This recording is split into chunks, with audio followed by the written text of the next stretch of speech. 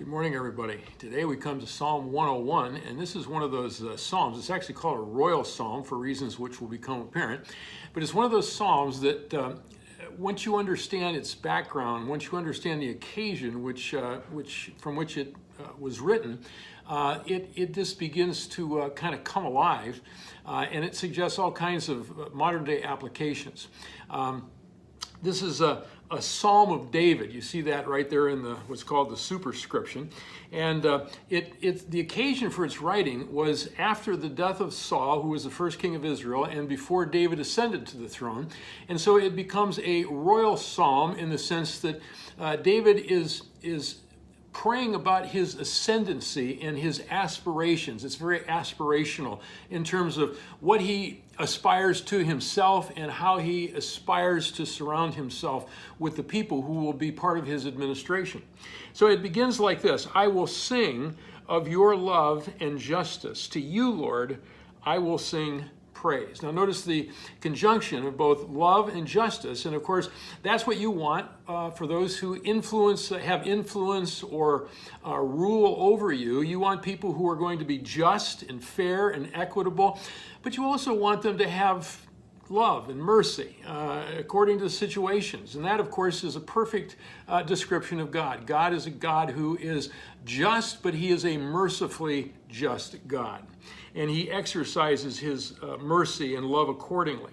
And so David is basically saying, Lord, let me rule as you rule, as one of both love and justice. And I will be careful to lead in a blameless way. When will you come to me? He's looking first to himself, which was what every leader should do, or every person of influence, is look first to themselves and, Lord, I want to be blameless. Now that doesn't mean perfect. It means above reproach. It means that there's a pattern of consistency and integrity. It's a person of good reputation. It's a good way to think of it.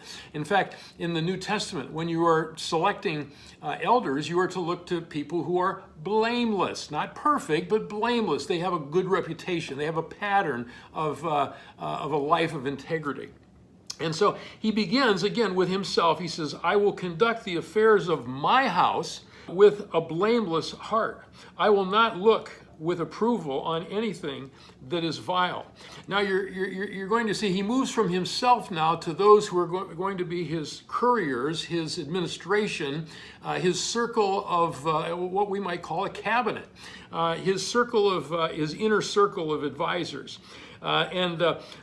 Notice in verse 6, he basically gives us the kind of people he's looking for. He says, my eyes will be on the faithful in the land, that they may dwell with me, the ones whose walk is blameless. There's that word again, that idea of a pattern of integrity, of being people of good reputation. But notice the people he's going to forsake, that he's going to stay as far away from as possible. He says, I will not look with approval on anything that is vile. And that word vile means, useless, not worthwhile. I will hate what faithless people do. I will have no part in it. The perverse of heart shall be far from me. I will have nothing to do with what is evil. Whoever slanders their neighbor in secret, I will put to silence. Whoever has haughty eyes and a proud heart, I will not tolerate. And then as you drop down to verse 7, no one who practices deceit will dwell in my house. No one who speaks falsely will stand in my presence.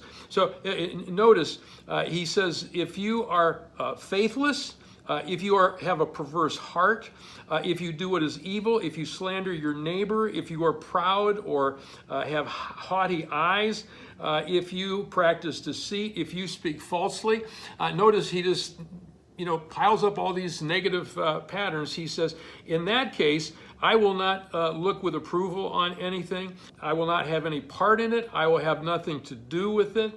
I will not tolerate it. Then he ends in verse 8. It's a very short psalm, but it ends in verse 8 by saying, every morning I will put to silence all the wicked in the land. I will cut off every evildoer from the city of the Lord. He's saying what we have often said, everything rises and falls with leadership. And so when the king and when his administration are people of integrity, when they are blameless, when they are honest, everything's going to rise. And there's a cascading effect. So if that's the leadership that's in place, if those are the people who are ruling and influencing, it's going to cascade out into the city. You'll notice how it moves from the royal household into the city or into the nation. Well, if you are a principal and you hire a faculty, if you are a businessman and you hire managers and salespeople, if you're a pastor and you have to select staff members, that should give you some great guidance on how to move forward. You're looking for people of integrity and you're avoiding people who have those kinds of character flaws. I know at New Community, we look for three things. We call it the 3 C's. Chemistry, competence, and character. But if you have competence and chemistry, but you don't have character, you're not going to get hired here. Well, I hope that'll encourage you in your work and in your influence and in the places where God has you influencing others.